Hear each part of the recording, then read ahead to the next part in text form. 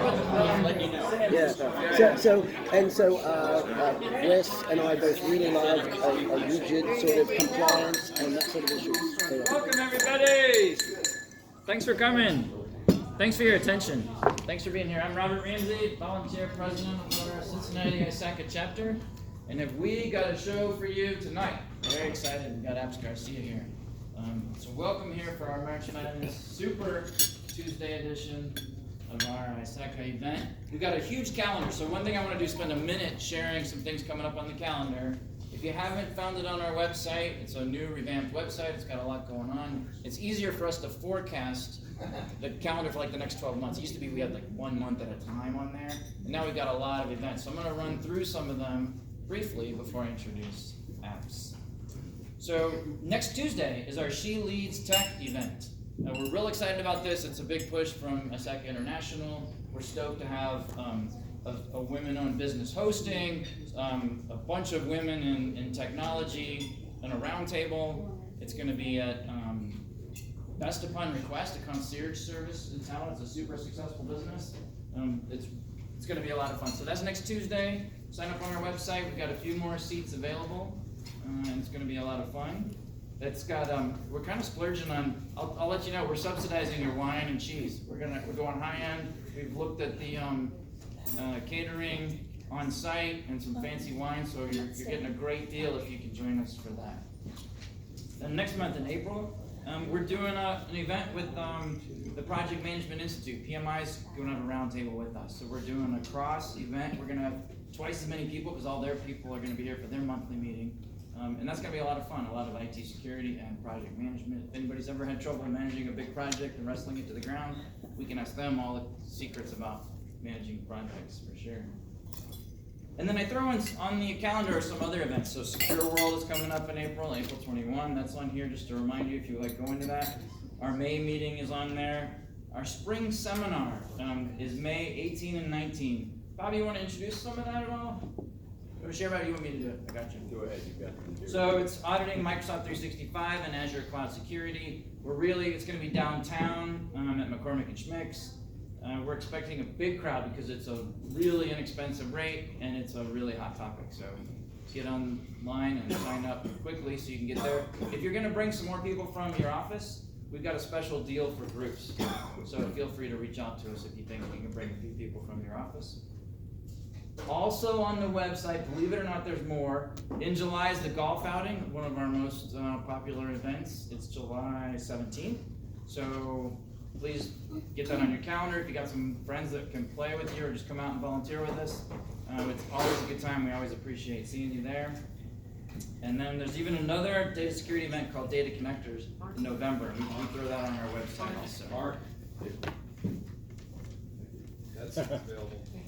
Sorry, Robert. No problem. I want everybody to be comfortable. Make sure you got a good spot. Make sure you got some snacks. The snacks are in the back. Get something to drink.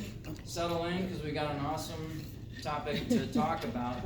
You probably recognize Abs Garcia, one of our best speakers. Not every year, maybe every other year, but an awesome speaker. I think last time he was helping us analyze risk down to the penny, measuring, detailed, specific, figuring it out. And now he's been noodling on decision making and how people that are dealing with this are making decisions.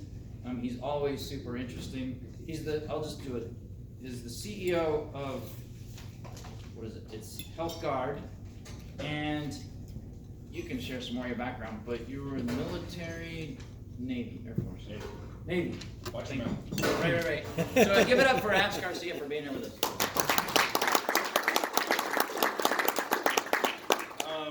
I'm not sure if this is going to be a show per se, but we're going to have a talk. So just a quick show of hands. How many folks would rather do PowerPoint or have a discussion? PowerPoint. Discussion. All right, good. You're getting a discussion anyway. I was just curious to figure out what your interest was. To kind of frame the conversation here, how many folks here are in some capacity working in risk management, working with risk management? Show of hands. So half-ish. How many folks work with around, input, do analysis of some kind of risk register? Doesn't have to be GRC, it could just be a spreadsheet. So just a handful, okay? So That's actually good to know. I'll use that as a couple of talking points. So today we're going to be talking about a problem that we see with customers and the industry at large. Now, we specialize in healthcare, but I've been doing this for 20 years. We've worked in a lot of different industries, financial services, manufacturing, et cetera. So there's a lot of cross-industry application of the concepts we're going to be talking about. And specifically, one of the issues we see continuously is folks struggle with prioritization of issues. Right? How do we prioritize issues? And then taking it a step further, how do we decide what issues are worth analyzing? Right? Analysis just doesn't grow on tree. Right? It takes time and energy. It could take days, even months, to do an analysis depending on the type and significance of the issue you want to make, right? Or the decision you want to make. If you're going to invest $1 million into something, typically your CFO is not going to say, okay, just because you said I'm going to write a check, right? They want to have a business case or some cost-benefit type of analysis. At the very least, if you can analyze the risk, that's even better, right? The risk of not doing it or the risk of doing it poorly, right? So I want to start off by just kind of framing the concept of risk management, and most of us have seen this before. It's nothing earth-shattering, but it's important to kind of make sure we level set for the folks that don't deal with risk management all the time. So what are the typical 4 steps, right? So first is just identification of the risk, right? I call this turning over the rocks. And we typically do this in the audit world. We do audits and try to identify control deficiencies or discrepancies, whether it's a SOC 2 audit or just any other type of internal controls audit for financial reporting purposes, et cetera. We're going to be looking for potential issues. On the cyber side, we also do penetration testing. We also do controls reviews. One of our clients coined the term, John Zuziak coined the term water cooler talk, right? So he's a CISO of a hospital, and it's not uncommon for someone just to come by and say, hey, John, we're spinning up this new internet-facing web application. By the way, it's going into production next week. Just thought you might want to know about it, type of thing. So there's the audits and the water cooler talk, the assessments. So at the end of the day, though, from a risk management kind of structure, that's just the identification phase. So now you've identified these issues, this laundry list of issues. Typically, the next phase is evaluation. Now, I used to call this analysis, and I'm changing how we describe that, and hopefully at the end of this talk or this conversation we'll understand why. But you have to evaluate this issue. How big is it? What's the significance of it? What's the potential business impact? All the typical things we do to try to evaluate what does this really mean? We've got this problem. Then we do treatment, right? We decide, hey, we're going to either transfer the risk through insurance or contractually to a third party. We are going to mitigate the risk by applying some controls, investing some time, people, money to mitigate the risk, reduce the risk. We also avoid the risk outright. So, businesses often will decide that this strategy is too risky, and so we're not going to apply or attack that strategy. We're not going to go after that strategy. And finally, we just accept it. There's times when we just say, okay, we don't have the resources or time or energy to address this risk, so we just accept it, or the risk isn't significant enough. It's there, but it's not problematic enough, worrisome enough to do something about it, so we're just going to accept it. And then there's this other category, this little subcategory called deferment, right? We can't deal with it now, we'll deal with it next budget cycle or something like that, right? So then finally is monitoring. And just, this is a little bit outside of the scope of this conversation, but monitoring is often where people struggle. And by struggle, I mean they suck, right? We often fail to go back and say, okay, when we were making our assumptions in our analysis, were those assumptions right? Because we're never dealing with perfect information, right? Whenever we're doing any kind of analysis, whenever we're dealing with uncertainty, we have to make assumptions. So do we ever go back and validate our assumptions throughout the life cycle of this risk? Also, do we also ensure that whatever risk treatment strategy we applied, is it actually effective? Now, auditors are usually pretty good at this, right? I mean, auditors, being that you guys are systematic and kind of driven by process heavily, you're usually pretty good about saying, okay, we're going to apply these controls. Were they effective, right? And how do we going to measure that? All that good stuff. So this is the typical risk management process. Any objections here? Whether you're using COSO or IT risk, and by the way, this is a sneak preview, again off topic here. I'm on the, I guess it's called the task force for the ISACA IT risk rewrite. It's been, what, 10 years-ish since that's been touched. We're about to have a new one. So that's kind of exciting as a risk nerd. Get some new risk stuff.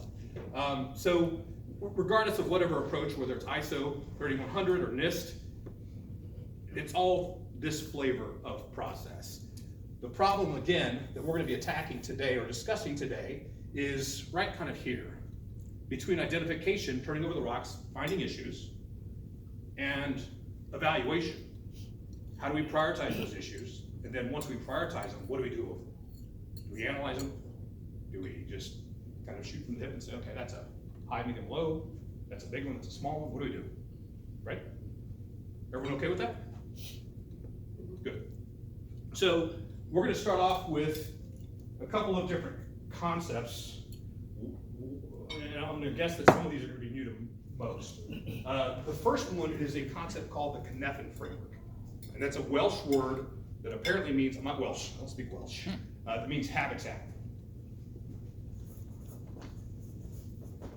By the way, if I misspell anything here, this is an unplugged version of this presentation, so no spell check. So the Kinetic Framework was developed by a gentleman by the name of Dave Snowden, and it was published in HBR Harvard Business Review in 2007. And the title of the talk was, or the paper was, a leader's decision-making framework. And what the Kinetic Framework does is it provides a series of contexts that we'll talk to here in a few minutes of how you should evaluate decisions. Because we typically, we know how to make decisions. We make, some people estimate tens of thousands of decisions a day. But we don't always think about how do we make decisions, right? And how should we make decisions? We just do it kind of intuitively often. So the framework has basically 5 parts. The first context or domain is called obvious. Can't spell. It used to be called simplistic or simple. Now, I think the new term is obvious. And the obvious domain, the obvious context, is for issues when there is a clear and easily identifiable cause and effect. Right? Kind of a weird example. If I take a hammer and put it on my foot really hard, I know the cause and effect. Right? That's not only going to hurt, but it could break my foot. I don't need to do an analysis. I don't need to do a root cause analysis. I don't need to do any kind of empirical research. I know the cause and effect. So this is clear cause and effect.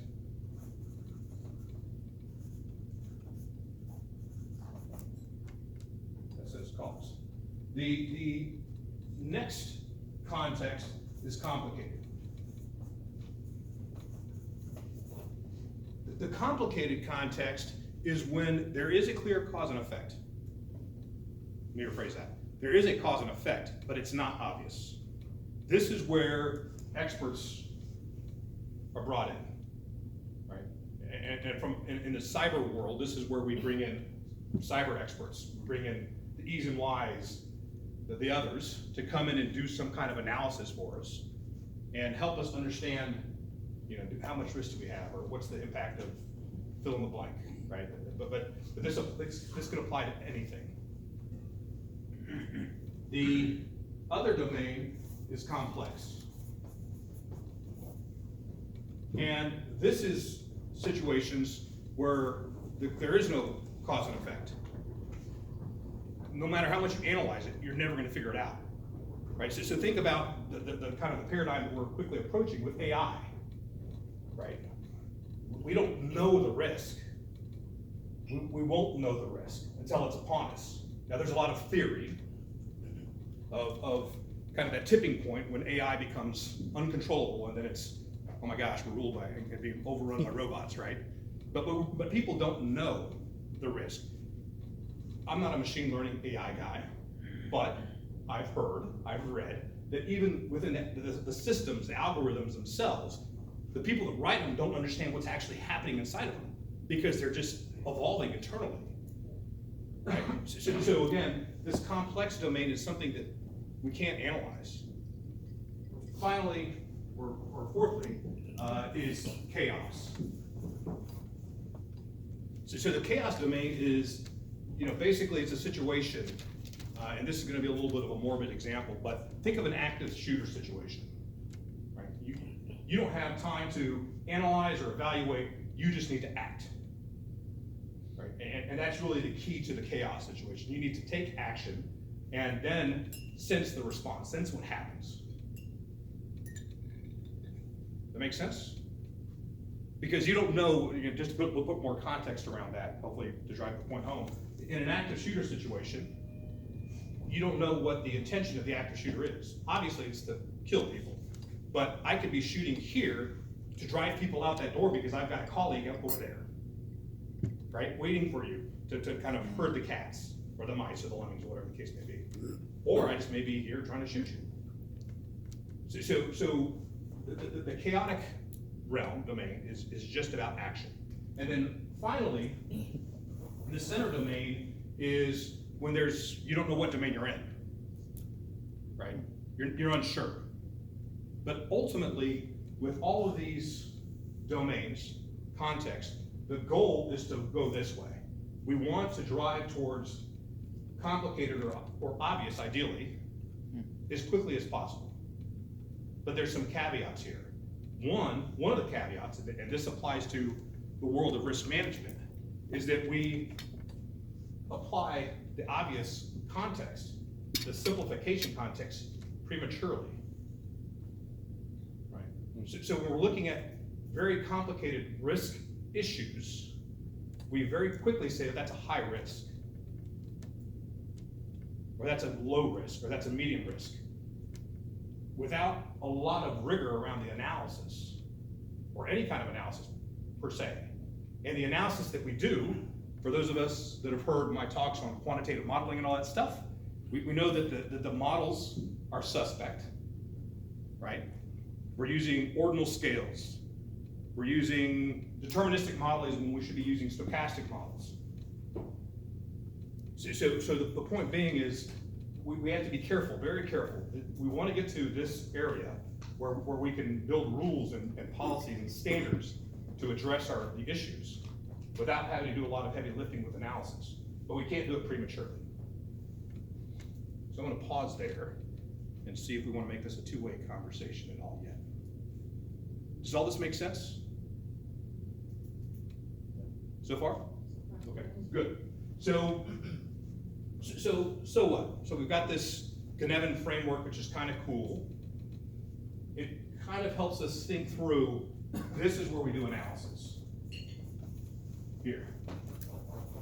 Here, we don't need to do analysis, right? In the cyber world, if I said, Mike, you've got an internet-facing web application, and you have a SQL injection vulnerability. And by the way, this is housing 1 million citizens' information. Do you really need to do a lot of analysis to figure out what to do about that? No. Patch the damn box. Or become Equifax. Right? Doesn't take a lot. And that's kind of the point here. That's what we're kind of driving towards, is help us understand when we need to do analysis to help us with the decision making, and sometimes the defense of whatever solution we're implementing, or just we can bucket it into this as something that needs to be addressed right away. So then the next piece behind this. Actually, I have a question. Sure, please. For this, you with your example with the SQL injection, if that server has no SQL's not running on it, so what? Why would I patch that box right away? that's one of those things where I see this kind of risk, analysis in the past, and I see people say, "Oh, this is clearly what we need to do." And it's like, yeah, clearly it would do something. It's not going to fix anything. It's not going to do anything. I don't have anything on that box where that vulnerability is going to be able to really latch on and do something. So it's obvious I could just patch it, but it's equally obvious that it's not something I should really care about, considering I've got other things that are more problematic in there. Sure. So that's a valid point, and the rest of the story here is to get to this state that assumes that you have a certain amount of expertise and understanding of that environment, right? So in this context, we're going to assume, you have to assume, that we have clear standards and policies around patching. Getting very tactical for a second, we have a patch management or vulnerability management policy process. We also have some kind of asset management process, the AM word, right? to know that system is, the vulnerability isn't just some random vulnerability, it's actually applicable, right? But you're absolutely right. But that doesn't take a lot of analysis. That's just that's a procedural issue, right? And that's what we should be driving to, is simplifying the decision-making into this space. Now, if you don't have that, if any of those assumptions are not true, there's an X box, then yeah, you're right. Even just a basic level of analysis. And just really quick, show of hands, does anyone know the difference between synthesis and analysis? Because this is actually going to be relevant to this conversation. Anyone study or think or do any kind of systems thinking, research type stuff? So there's two competing approaches. One is analysis, which is really about decomposing or deconstructing an issue. Synthesis is about looking at the whole and seeing the system as a whole, not necessarily even an IT system, any system, and looking at what the system does, the inputs and the outputs. A way to think about this is a car. I can decompose the car, deconstruct the car, take it into its parts, and I can look at those parts to say, are they well made? Are they well machined? Are they high quality? I love Hondas. Hondas are really, really well engineered. You can take apart a Honda and say, this is a quality vehicle. But when it's in its pieces, will you be able to tell what the horsepower of that car is? Of course not. It's a bunch of pieces. You have to assemble it and put it on the dynamometer or whatever the heck it's called, the horsepower machine, and then measuring machine, and evaluate what is this system doing, the system of the car, right? So that's synthesis. So kind of going back to this, there's times when analysis should be used, but there's also times when it needs to be synthesis or some other approach, and that's where in this domain. Yes, ma'am. So I believe you said that our objective is to drive towards obvious. Does that mean any risk coming into any of those categories, our task is to move it to some type of an obvious decision? An individual issue, no. Right, and that's a really good question. So yours was a good question too. I don't want to be play flavors. An individual issue, we shouldn't be necessarily trying to do it. But if let's go back to the simplistic patching issue, right? The first time you see that, okay, we ran this scan or a vendor, someone told us we've got this vulnerability and we don't know what to do about it. It's do we apply the patch? Are we running SQL? Yada yada yada. The first time you go through that process, you're going to have to do the heavy lifting of figuring it out and then just making the decision. Hopefully, though, you'll realize that, hey, you know what? Our asset management process sucks. We need to get a better handle on what systems are running what services and applications, and maybe even what the business relevance of the system is, the importance, the criticality of the system, and maybe even figure out, is there data on the system that we care about? If there's no data on the system and it's not really going to affect anything, back to your point, sir, who cares? Right? Okay, so we're going to have to spend a couple of hours rebuilding the box. They give it its own, right? That's not material risk, right, to the business. To answer your question? I think so. So migrating to more of a systems view, or that gives you, you start looking at the system as a whole. Yes, as opposed to yes, the yes. individual. Well, and with these types of issues, you have to, Gotcha. right? With the complex issues, you can't analyze it, right? So then, any other questions before I move on? Sure. Question for complex things, that like when you do a BIA? Because you're trying to look at it more holistically. I'm gonna say kinda, and the reason I'm hedging is because even with the BIA, you're trying to estimate the business impact, right? Which is analysis, right? Now in reality, the system of the business is so complicated, you can't truly analyze it, right? Think about all the moving parts. So Tom, I pluck you out of your business tomorrow. You're gone. Can anyone in the business truly understand and accurately estimate the impact that that's gonna have on the business?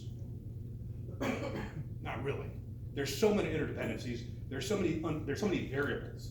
Now, we can try to estimate it and say, okay, well, Tom's responsible for this, he has these accounts, yada, yada, yada, right? So we can try to materialize it, or not materialize it, try to estimate it. But in reality, there's a lot of complexity. Yeah, that's one way to look at it, yeah. And if you take it a step further, I could do a whole different talk on scales of analysis, right? So if you take it a step further, you can analyze one part of your business. You can take a workflow and do some lean type of analysis, business process analysis, and analyze this workflow and the impact of that workflow on the organization, upstream or downstream or holistically. Then you could take a look at the business and say, what's the value proposition of this business in the world? My company, who are we interfacing with? Who are our customers? What value are we delivering, et cetera? Then you take it a step further and look at it at a geography level, right? It could be a community, it could be a state, it could be a region. Then you can do it at a nation level. Then you can do it at a global level, right? Kind of the existential risk level. You have to know what altitude you're flying at, what altitude you're analyzing at when we're doing analysis, right? Because people conflate that a lot. This is a little bit of a bunny trail here, so sorry guys. But we conflate the level of analysis a lot. We're not clearly to say, okay, are we analyzing things at a global level, at an organizational level, at a business process level? Where are we at? Right? And so, this really gets confusing when we say, okay, that's a high risk. To what? To the individual, to the team, to the organization, to your community, to your customers, to the nation, to the world, right? Hell, with coronavirus now, it's all over the place. We're having to think about things. There's professionals that are thinking about it at all levels. We deal with healthcare. Our hospitals are our customers. Hospitals they're front of the line. They're dealing with shortages of materials, obviously masks, but also pharmaceuticals, not to scare anyone, but pharmaceutical shortages because of some of the pharmaceuticals we get from China, and that's being halted. But also shortages locally. The HHS is having calls about the national stockpile starting to be depleted. That's very different than doing an analysis for the individual hospital. Or you and me individually. What's the risk to us? Right. So I digress. That's one. Sure. So if there's no analysis, is there anything for complex? Throw your hands up. No. Basically, with complex, we're typically going to do some kind of action, right? So and specifically, this is probe.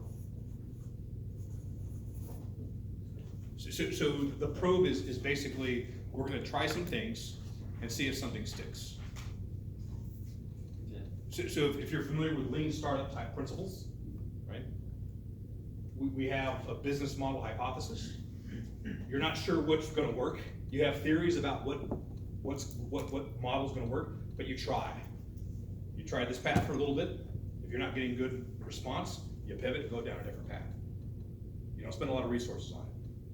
But all the analysis you do within the four walls of your organization, again, staying with that example, is not gonna do any good. You have to probe, try something. This is, just to be clear though, this is act. Do it. Try to bring some order to the situation. Okay. So in the case of, again, morbid case of active shooter, you either run or you go tackle the son of a bitch, right? Well, you can't, if you just stand there, you're gonna die, right? Hit him with a chair or something, I don't know. Again, sorry for that morbid example. Any other questions? This is good. We're doing on time. Doing great. Good. Halfway there. All right. So now we've got the context of risk management.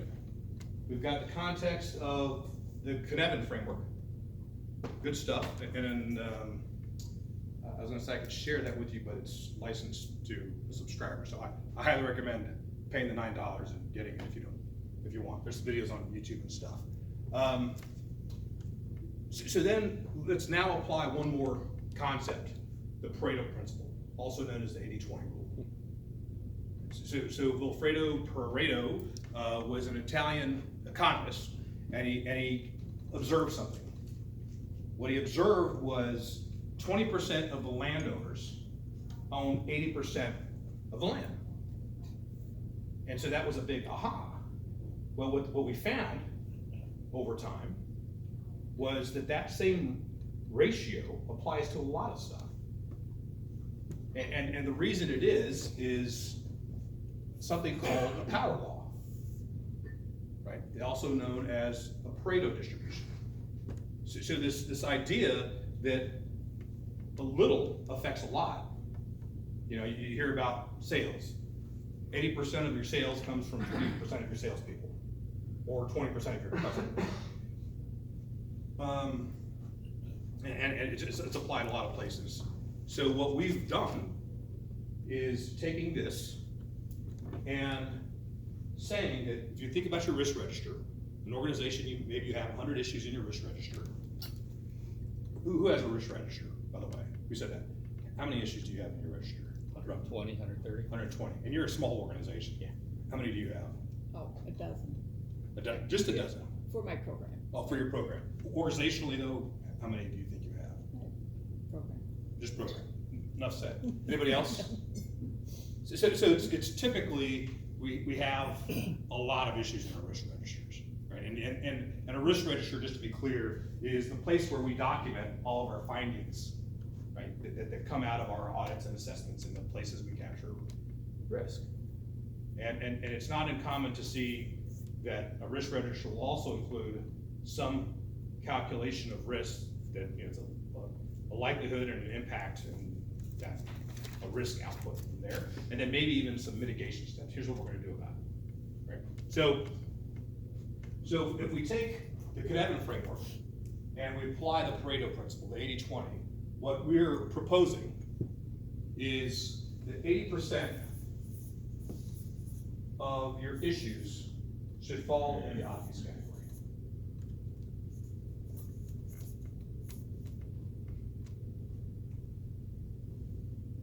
This is a rule of thumb, not an absolute calculation, right? Just a rule of thumb. 80% of your issues are basically obvious. The SQL server or the SQL injection type of issue. You know, something that you should be able to categorize and then act on.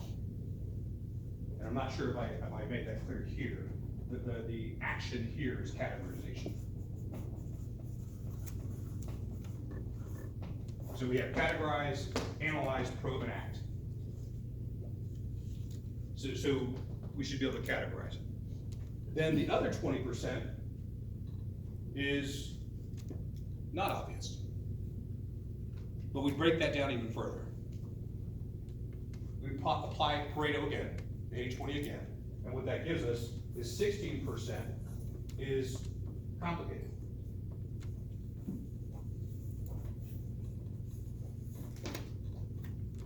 And then we apply Pareto again on the remaining amount, and that gives us 3% is complex.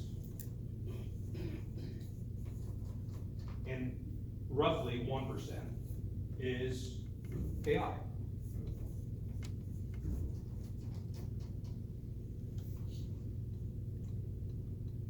So the interesting thing with this, what this allows us to do, is address one of the issues we see with quantitative analysis. One of the pushbacks is that it's time consuming and resource intensive. And really that's any analysis, right? We did an analysis for a customer 10 months ago-ish, a year ago-ish, and it took 7.5 months. It was a $1 million decision, but it was a long, drawn out period. And it was that project where this materialized. Like, wait a second. We've been telling customers, you need to quantify risk. Quit doing this qualitative crap. It's junk, right? If anyone that's heard me talk before, you know how I feel about it, right? Get on my soapbox for a second, but it's junk, quit doing it. But then on the flip side, what do? We can't do a 7-month analysis or even a 10-hour analysis on every one of our 100 issues. Can't do it. That model is not sustainable. So in talking to customers and looking at what they actually have in their risk register, most of them fall into this bucket. Now, we haven't done any kind of empirical analysis. We haven't done a study. This is all cutting edge stuff, concepts. But I would argue that you're gonna find, if for those of us that do risk, you're gonna find most of your issues don't require a lot of analysis for you to know what to do about it. I'm gonna apply one more thing, and this is some science and some more psychology actually, that kind of reinforce this point. Anyone heard of cognitive biases?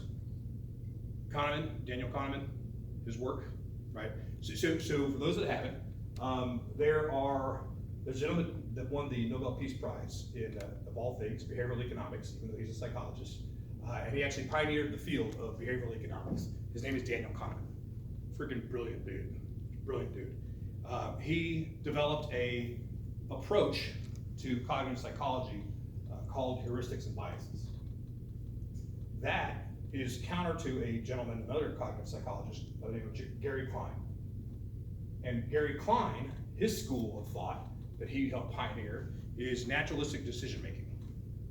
And they're very different, and on the surface they're competing, because Kahneman's approach is that we are fundamentally flawed in how we make judgments and decisions and estimates. We have all these cognitive biases, right? Example is, how many of us remember the 70s? A few of us. How many of us lived through the 70s? How many of us remember the 70s? So in the 70s, I think it was the late 70s, Jaws. Right? What happened when Jaws came out? Everyone was afraid of swimming in the beach, in the ocean.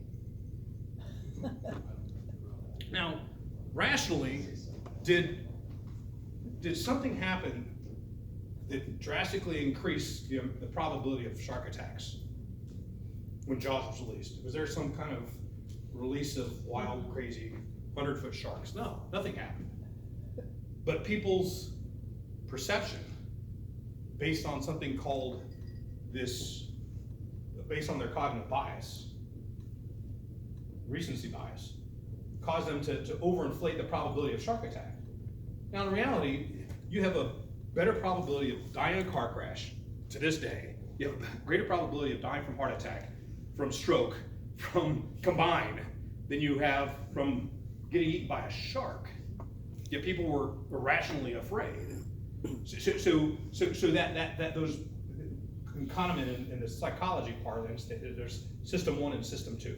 System 1 is the things that happen automatically. So if I just throw this pen to you, I'm sorry. So you reacted without even thinking, right? You didn't process and analyze, okay, what do I do about it? You just reacted. But if I asked you to multiply 372 times 5, that's not automatic. You have to think. That's system 2. So point being is Kahneman did research, and he's got a fantastic book that kind of condenses all of his research and some research from others called Thinking Fast and Thinking Slow.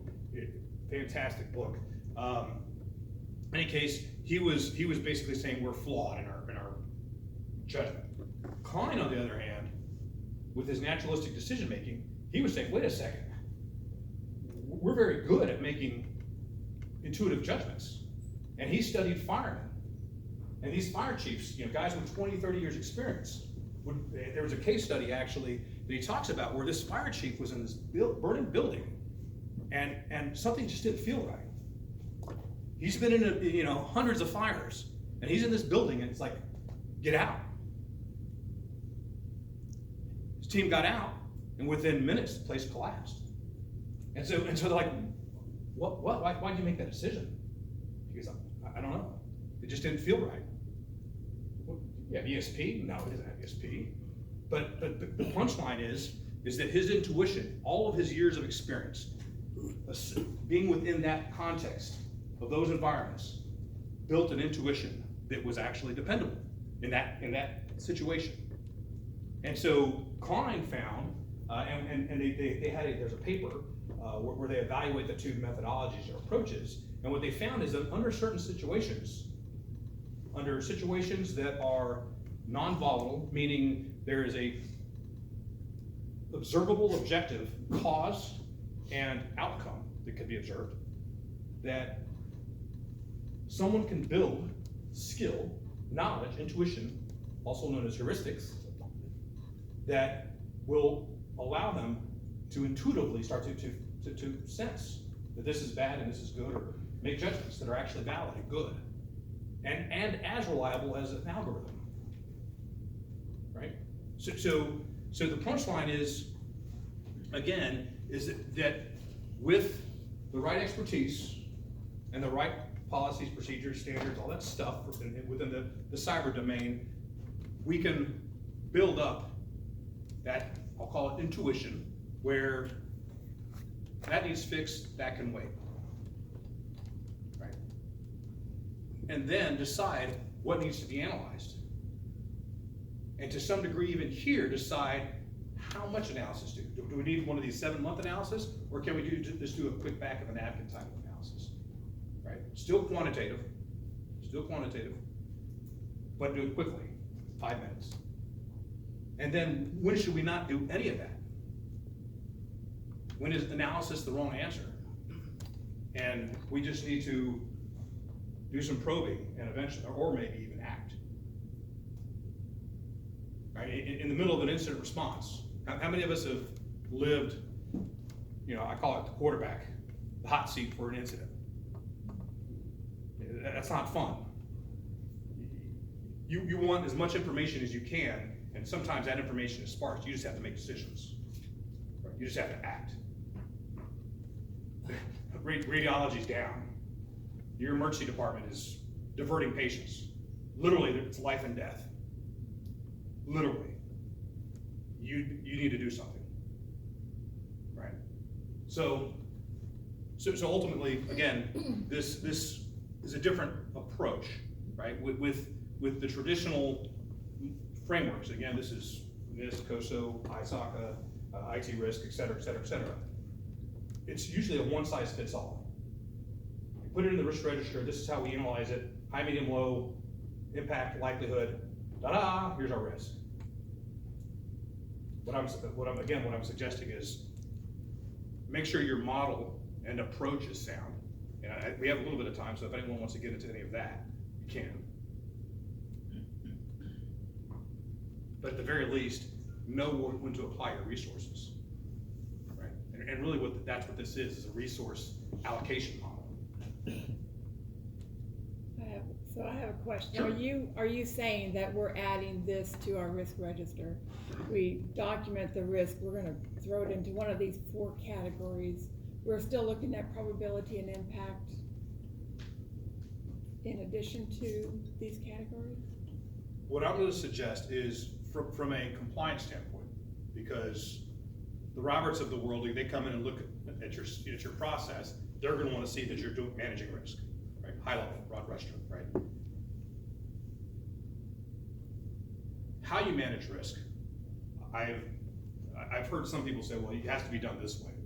That's not true. I've never seen someone, it has to be, this is the model, this is the analysis model. Robert, if you want to debate that at all? No, I'm good with it. Yep. Okay.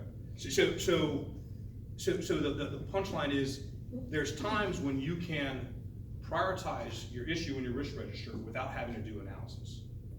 Gotcha. Now, you may still rank it. Right. This is high, this is low, this Right. is medium, but you're not actually sitting down, pen to paper, saying, okay, what's the probability of this threat event occurring and causing this vulnerability to be exploited? You know, probability, creating probability distributions, all that quantitative stuff, modeling it properly.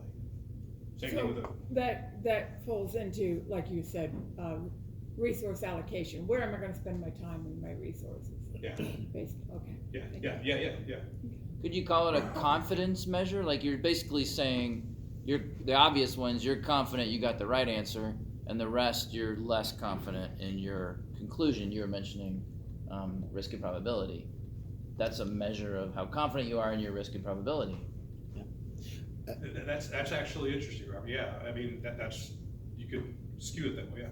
Yeah, actually, next month you guys are doing PMI, and a whole bunch of the inputs for PMI, they call it expert judgment. So they recognize that as actually one of the skills that people have that sort of like low-level folks don't have. And actually, That's one of the expert judgment.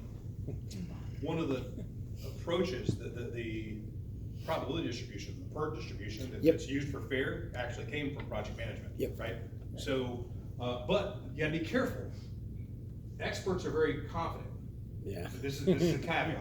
And there's actually a bias where people, I'm skilled here, maybe I'm skilled in, I'm a skilled boater. I'm really good at boating, power boating. I can back up my trailer. I can launch my boat. I can ease it into any dock under almost any condition with my 23-foot boat. Does that mean I'm a good sailboater? Absolutely not. Sailboating is a whole different animal. It takes an expert to know that these are two different animals. The quasi-expert will say, well, I'm good on water. I can do both, right? And screw it up royally, right? And so that's one of those little caveats you have to be careful of. Definitely. But you're right. That's exactly the. Do you remember the word for that bias? Do you remember what's that called? I actually have one. I forget what it's called. Of course, it doesn't apply to me because I'm a great auditor. Confirmation bias. Is that it? I don't know. Maybe. No. Fractionation. Fractionation. All right, thanks. It's a good word. I'm gonna take that to work tomorrow. Yeah. Write that one down. Right. Yes, sir. Yes, sir. So taking again this model that you have here, we were to apply FAIR to like issues management, again, it's very quantitative, it takes a long time to do. Is your recommendation then to apply it then to that bottom 20%, the ones that are a lot more complicated, a lot more resource intensive? And as I'm saying that, I know that it always plays into like, well, is the juice worth the squeeze? Like, is it all this going to be worth it at the very end? And I think that even, I don't know, I'm trying to think it through, because even like the obvious, like that may be a lot more important than spending all this time on FAIR, doing all this back end, table work and doing all this different quantitative analysis on it. I love you, sir. So here's the next level down, right? Since you asked the question. So within the complicated domain, that's not necessarily a catch-all either, right? So I love FAIR. I've been doing FAIR for a decade-ish plus. Big proponent. I suggest if anyone is in doing risk and you're not using FAIR yet, go do it. Go get the book, take the training, yada yada. That being said, FAIR is to risk quantification as training wheels are to a bicycle. It is the training wheels of risk quantification, and the reason I'm saying that is a couple-fold. One is it's a very structured model, right? FAIR is fair.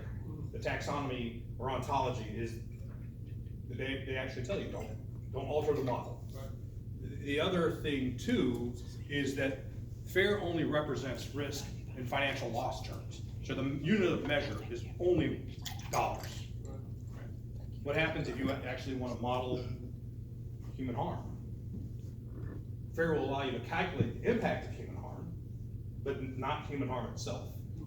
What about data? Data loss. What if you want to model data? How many records are we going to lose? FAIR doesn't give you that either. So again, huge fan of FAIR.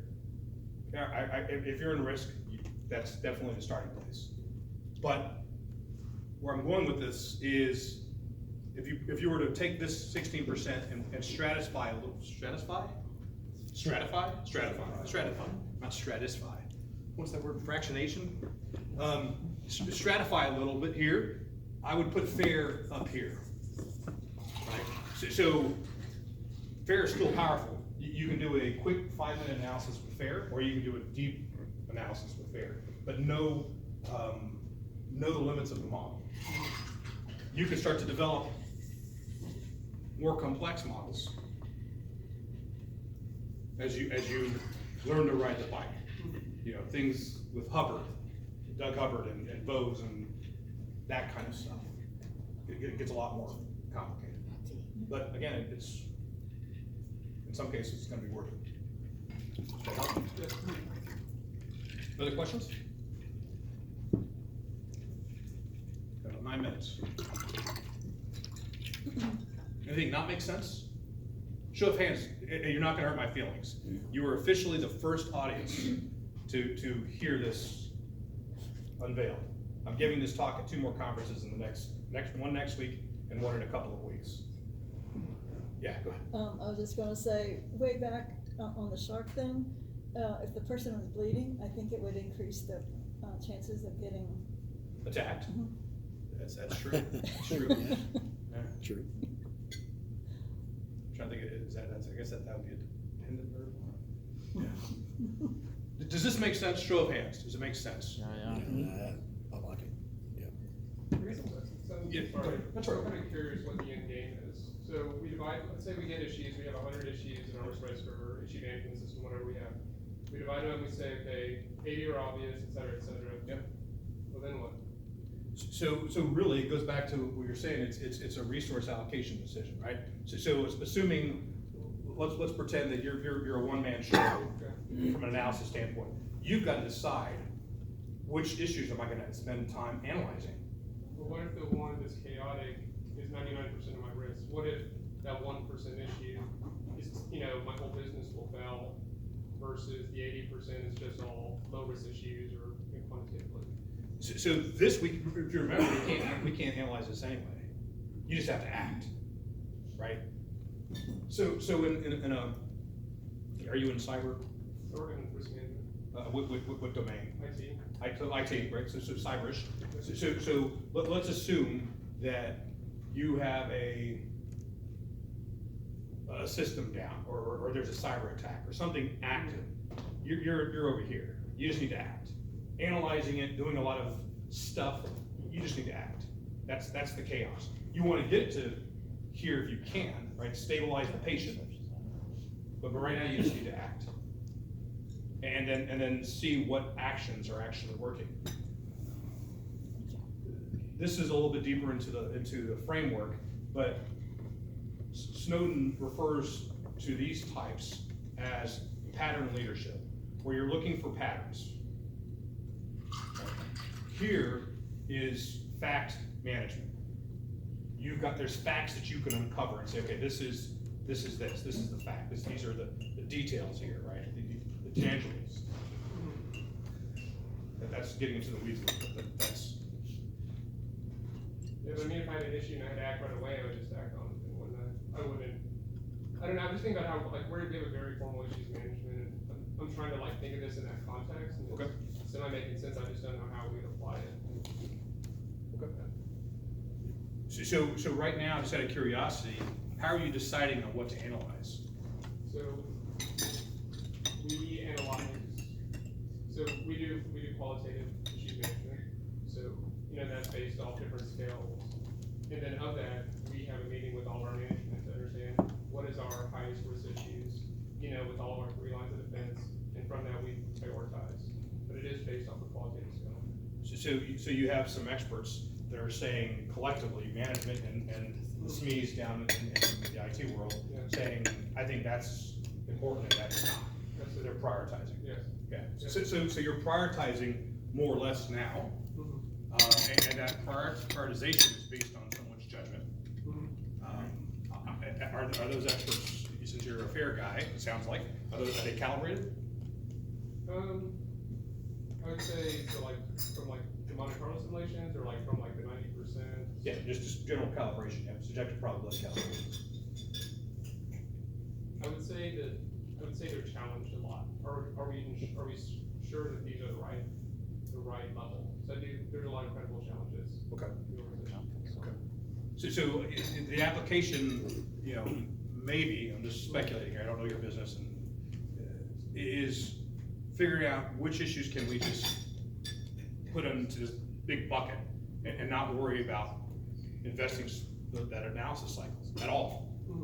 We know we can do something about it. We can categorize them as a big issue or a small issue, important issue, non-important issue, take action.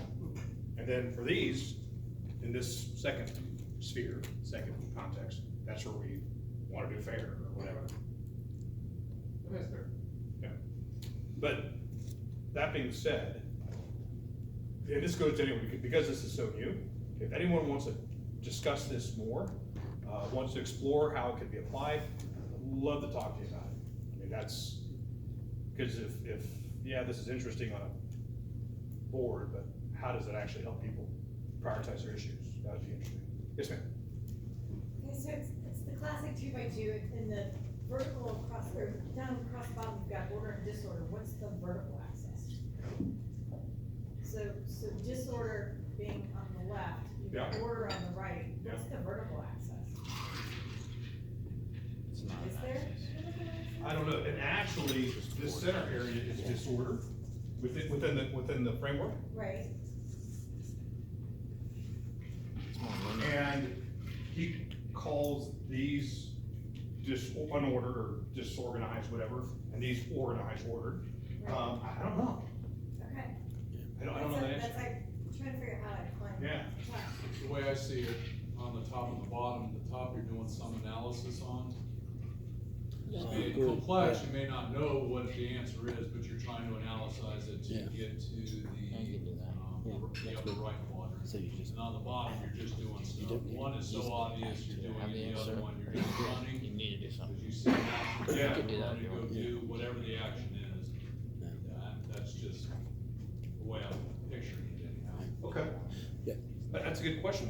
I'm gonna think about that. Yes. I actually find this a very useful model because what we do is we basically treat everything like it's complicated. And so then we overanalyze all of the obvious stuff, and then we really try and do stuff with the chaos, and we waste a lot of time going back and forth when we should just act. So this will help us to be able to figure out, so basically saving more time here, analyzing where we really need to, and then as someone said over there, is the juice worth the squeeze? Yep. To figure out with the chaos, like, does it really even matter, or is this going to be a business ending problem? So Yeah. Well, and you could still have business ending problems over here. Yep. Right? You can have a complicated issue that could be game over, Yeah. right? Yeah. It's not mutually exclusive. Well, that's good. Other thoughts? I think we're officially at food time, so I will hold you no longer. Thank you.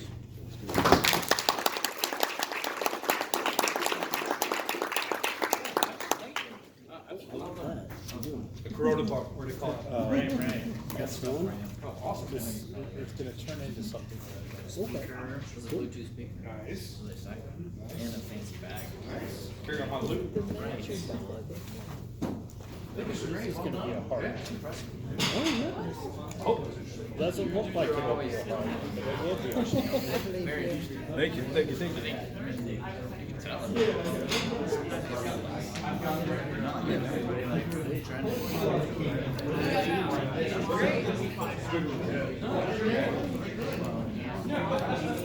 The room were any bigger. That's good.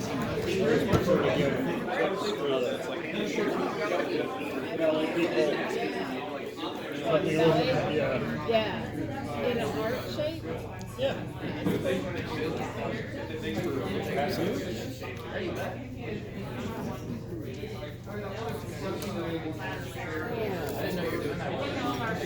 Can you tell me one sugar? Oh, certainly, yes. Just one sugar. I'll pass it across. There you go. You can have them all. So I felt bad about throwing something at you, so yeah. And nobody else seems to be using it, so. Exactly. Oh. Actually, I had the flu for a little bit, so.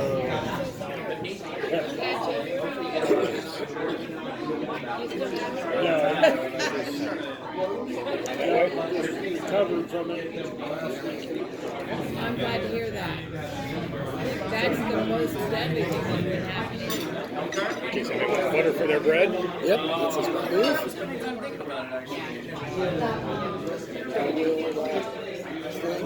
Thank you so much. I haven't really seen this style in a few places. I think it's, well, I'm getting pleased with the fit. Thank you.